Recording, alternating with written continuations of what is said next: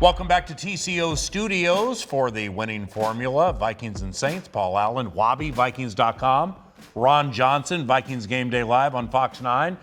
Joined by Ben Leber, Nacho Leber, for Vikings Game Day Live. He's also part of the Vikings Radio Network and a former Vikings linebacker. Quite familiar with the New Orleans Saints, not only playing against the team, but analyzing the team. So for this Sunday night tilt, do you think the Vikings need to win a shootout against New Orleans?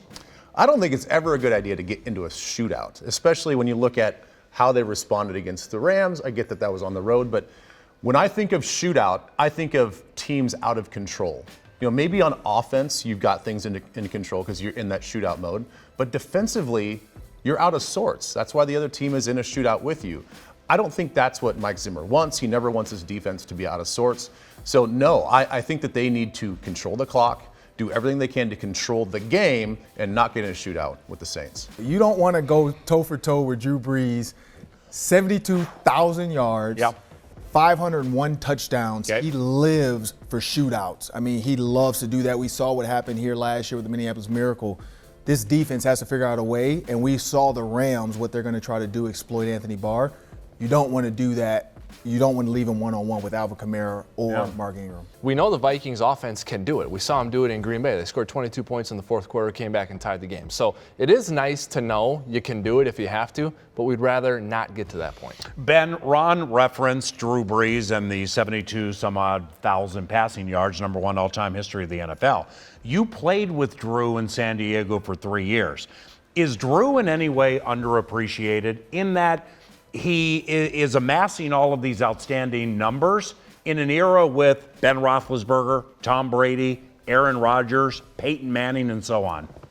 Yeah, he's not a self-promoter, and I think that's one of the big things why he's underappreciated, because I think he is underappreciated. His level of professionalism, his accuracy, his hard work, his leadership, you know, the way he can athletically move around the pocket, I think mechanically is one of the best that's ever done it. You know, you look at his feet when you watch him play, he's always got a sound base, whether he's sliding left or right, up and down. His feet are always nice and shoulder width apart. He looks like teaching tape. The guy works his butt off. I mean, I had a chance to work out with him in the off seasons as well. Even when I was here with Minnesota, I'd go back to San Diego and we'd work out the same place. Yeah. He always led our group, no matter what size guys. We were all lumped in together, and we were working out with Darren Sproles and some other skill position guys. He was always in front. That's the way he approaches the game, even in the offseason. And he doesn't do commercials. He doesn't do all this other stuff. So I think because he doesn't do the self-promotion stuff, he's not top of mind for the nation. As an individual player, Drew Brees is underappreciated because he's playing at the same time as Rodgers, Manning, and Brady.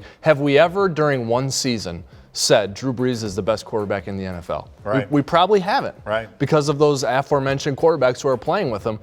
Yet, you can make a compelling case right now that he is one of the best quarterbacks of all time. I mean, the fact that this guy's 5'11" or 6 feet behind all those big offensive linemen, that makes the accomplishments greater. At 6 feet, though, what he's learned is he doesn't have that sense. He can't. So it's like if you take away somebody's hearing, they can see better. You take away their sight, they can hear or touch better. You take away his height, he can't see over the line. So now his accuracy, his ability to just figure out, okay, where's this guy going to be? What kind of angle do I need to throw the ball at? Yeah. Where's my window? Who knows? If he was 6'4", he might be lazy like some taller quarterbacks and not take the time to figure out where guys are coming, like a Ben Leber who's going to pass interfere on him. Yeah. So, I mean, that's just the things that he has to do. Why would you do that? Pass interfere on him. Why would we have to go there? Ben hasn't played in years. What are you talking about, pass interference? I don't know. Drew Brees. It is real dirty. Drew Brees is a Hall of Famer to be. The Vikings have some stars on their team, but as Ben knows, it's not always the stars that lead you to the top. These Vikings backups, specifically over the last month, have been doing great. They really have. You know, everybody says it's the next man up mentality. And yes, by default, the next guy does have to play, but that doesn't always guarantee success. Weatherly's played outstanding. Brian O'Neill, I think, has played the best out of anybody. Yes. And it's really hard, you know, to grade and really shine as an offensive lineman. He's getting better when it comes to power in the bull rushes. His communication and the way that he can slide athletically, talking to the right guard, has been tremendous. I think they really found a gem in Brian O'Neill. This guy, Jayron Kearse, right here. I mean, Jayron's playing a key role for this team as a safety and as a nickel guy.